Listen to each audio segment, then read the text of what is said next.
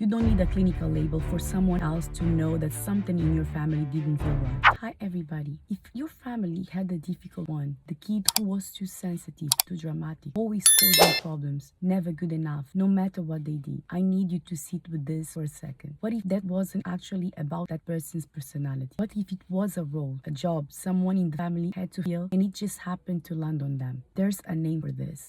Therapists call it family scapegoating, and research on this is honestly kind of wild. One survey of strange adults found that around 98% of them said that their parents were emotionally immature, and that's why they want no contact. 98%, that's no coincidence, that's a pattern. So, today I want to talk you through exactly what this pattern looks like, not to diagnose your specific family. I'm not going to do that, and neither should you, but so you can recognize the shape of it. Because once you see the shape, you can't unsee it, and a lot of you are going to recognize yourself in the next 10 minutes. Stay with me till the end, because I'm also going to walk you through what actually helps once you see it, not just go no contact. It's more nuanced than that. If this is your first time here, I make videos exactly like this every week, breaking down family dynamics, boundaries, and healing from the stuff nobody explained to us growing up. Hit the subscribe button now so you don't lose this channel, and let's get into it. Okay, let's start with the actual definition, because this term gets thrown around loosely online and I want you to have the real version. Family scapegoating is when a family, usually unconsciously, assigns one member the role of the problem. That person absorbs the blame, the criticism, the correction, so that the rest of the system doesn't have to look at what's actually going underneath. Here's the part that surprises people. This usually isn't a calculated, mustache-twirling kind of cruelty.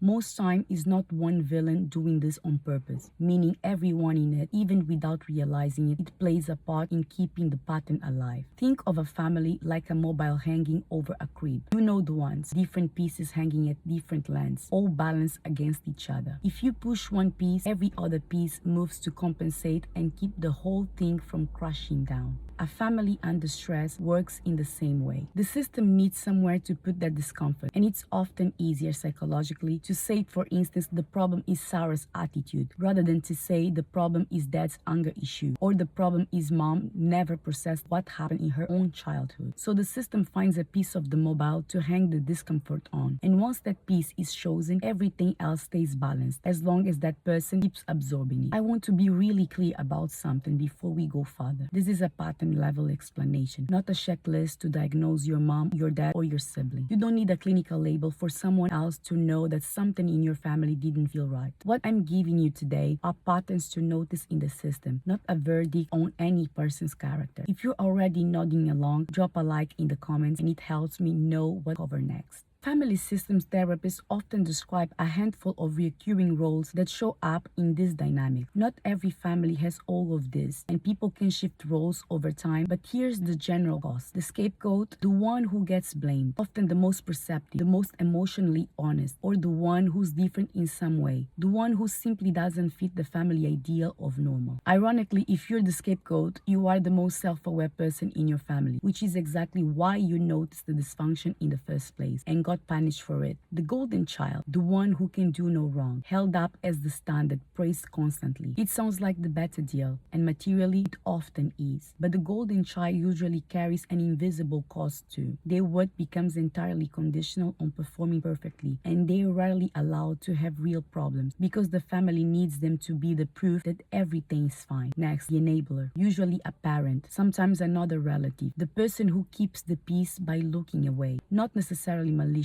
often someone who is themselves afraid of conflict or dependent on the dynamic staying stable, even if stable means unhealthy. The bystanders, siblings, extended family, sometimes even friends of the family, people who know what's happening and don't intervene, often because getting involved feels riskier than staying quiet. Here's the thing I really want you to land. None of these are fixed personality types. They're roles inside a system under stress. The same person can be the golden child in one season and get scapegoated the moment they stop performing. Roles can shift when someone leaves home, gets married, has kids, or simply starts setting boundaries. choice. And this is really important. Recognizing you were cast in one of these roles sometimes doesn't mean everyone around you was consciously cruel. Some of this comes from generational trauma being passed down without anyone meaning to pass it down. A parent who was scapegoated as a child might unconsciously recreate the same pattern with their own kids, not because they want to hurt them, but because it's the only family blueprint they ever learned. That doesn't make the impact any less real. It just means the why is usually more complicated than a villain story. If this is resonating, hit the like button right now. It generally tells YouTube to show this to more people who need to hear it. It takes 2 seconds. Okay, let's keep going. I want to walk you through some patterns. Again, patterns, not a checklist to hand someone else. This is about your own experience. Number 1, you were blamed for things that weren't your fault or blamed disproportionately. Siblings did the same thing and got a warning. You did it and it became who you are. Number 2, your reactions were policed more than the behavior that caused them. You got upset about something hurtful and the conversation became about your tone, not what triggered it. Number 3, you were the one who caused problems by bringing things up. Naming an issue, even calmly, got labeled as dramatic, ungrateful, or disrespectful.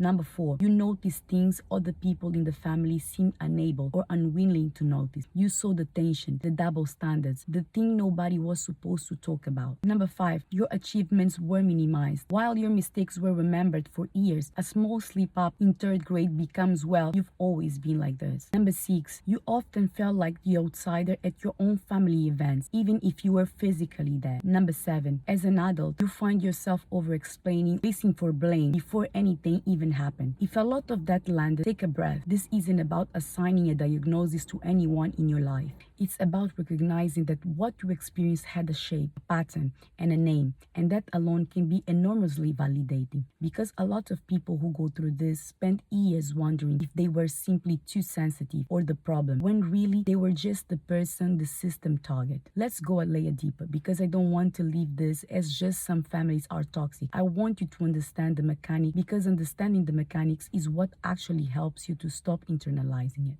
Family systems often need a way to metabolize stress they don't have tools for. That stress could come from a parent's own unresolved childhood wounds, marriage under strain, financial pressure, addiction, grief, or simply a family culture where certain emotions were never allowed to be spoken about directly. When a family doesn't have the emotional tools to sit with that discomfort directly, it often gets displaced onto a person instead. Psychologically, it's much easier to manage, for instance, Sarah, the difficult one, than to acknowledge that there's a problem in the family system. This is why the scapegoat is often the most attuned person in the room. They're the one who can feel that something's off, and in a healthy family system, that awareness would be met with curiosity. In toxic families, messenger becomes the message. I want to say this clearly. Understanding why this happened is not the same as excusing the impact it had on you. You can hold both truths, that your family members were very possibly acting out of their own unresolved pain, and that what happened to you was still genuinely harmful and worth healing from. Compassion for the why doesn't cancel out your right to your own pain. So what you actually do with this? First, name the pattern,